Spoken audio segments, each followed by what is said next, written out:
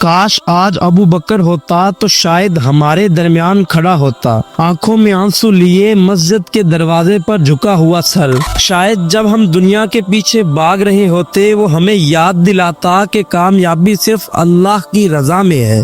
کاش آج ابو بکر ہوتا تو شاید کسی غریب کے دروازے پر کھانے کا سامان چپکے سے رکھ کے آتا، بغیر کسی کو بتائے، بغیر کوئی ویڈیو بنائے۔ ہم اس کے قدموں میں بیٹھ کر سیکھتے کہ سچ کیا ہوتا ہے، وفا کسے کہتے ہیں اور ایمان کا مطلب کیا ہے۔ کاش آج ابو بکر ہوتا۔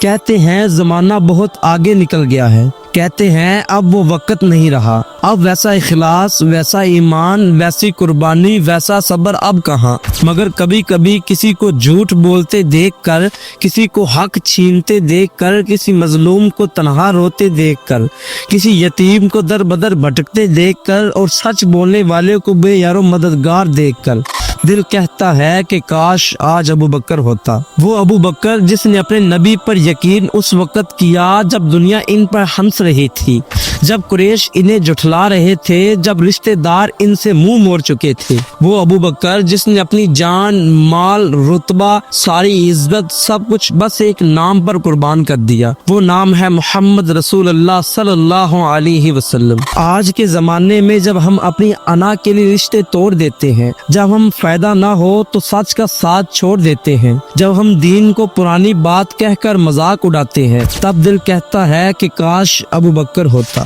آج جب دنیا جھوٹ کو سچ بنانے میں مصروف ہے، جب دوست نہیں رہتے، جب اپنے بھی دشمن بن جاتے ہیں، میں کہتا ہوں کاش آج ابو بکر ہوتا۔ کیا تم جانتے ہو کہ ابو بکر صدیق رضی اللہ تعالی عنہ کون تھے؟ وہ جو غار ثور میں رسول اللہ صلی اللہ علیہ وسلم کے ساتھ تھے، جب پوری مکہ کی قوم ان کے پیچھے تھی، مگر ابو بکر کا دل صرف ایک صدا پر تھا، یا رسول اللہ اگر آپ کو کچھ ہوا تو میں کیا جواب دوں گا اپنے رب کو۔ آج جب ہم دوستوں کے اسٹیٹس دیکھ کر بدل جاتے ہیں، جب ہم ساتھ چھوڑ دیتے ہیں صرف اس لیے کہ کوئی کمزور ہو گیا، کاش آج ابو بکر ہوتا۔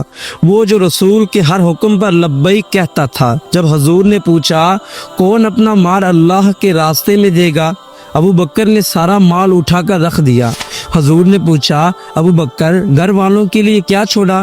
فرمایا اللہ اور اس کا رسول۔ آج جب ہم زکوٰۃ سے بچنے کے فتوے تلاش کرتے ہیں، جب ہم صدقے کو فضول خرچی سمجھتے ہیں، کاش آج ابو بکر ہوتا۔ وہ جو مسکینوں، غلاموں اور محتاجوں کا سہارا تھا، بلال رضی اللہ تعالی عنہ جیسے غلام کو آزاد کرنے والا۔ جب مکہ کے سردار کہتے تھے ابو بکر تم یہ سیاہ فام غلام خرید کر کیا کرو گے؟ فرماتے تھے میں اسے اللہ کی رضا کے لیے خریدتا ہوں۔ آج جب ہم غریبوں کی عزت نہیں کرتے، جب ہم رنگ، نسل، قوم اور دولت کے پردے میں انسانیت کو دفن کر چکے ہیں، کاش آج ابو بکر ہوتا۔ جب حضور صلی اللہ علیہ وسلم دنیا سے پردہ فرمائے گئے تو سارا مدینہ غم میں ڈوبا تھا، کوئی سمجھ نہیں رہا تھا کہ اب کیا ہوگا، مگر اس لمحے ابو بکر کھڑے ہوئے، قرآن کی آیت تلاوت کی، فضا میں ایک سکوت چھا گیا، حوصلہ پیدا ہوا، امت کا دل سنبھلا۔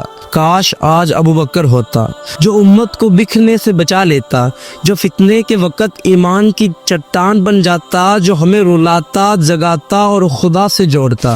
آج ہم بکھرے ہوئے ہیں، امت کمزور ہے، آپس میں لڑ رہی ہے، گمراہ ہو رہی ہے، اور ہمیں یہ بھی خبر نہیں کہ ہم کہاں جا رہے ہیں۔ میں کہتا ہوں کاش آج ابو بکر ہوتا۔ کاش آج ابو بکر ہوتا تو شاید ہم اپنے نبی کی سنت سے جڑ جاتے، تو شاید ہم اپنوں کو نہ بھولتے، تو شاید سچ کا ساتھ دیتے، تو شاید ہم وہ امت ہوتے جو کبھی جھکنے والی نہ تھی۔ کاش آج ابو بکر ہوتا۔ مگر کیا تم ابو بکر بننے کی کوشش کرو گے؟ امت کو اب ابو بکر کی ضرورت ہے، کیا وہ تم ہو سکتے ہو؟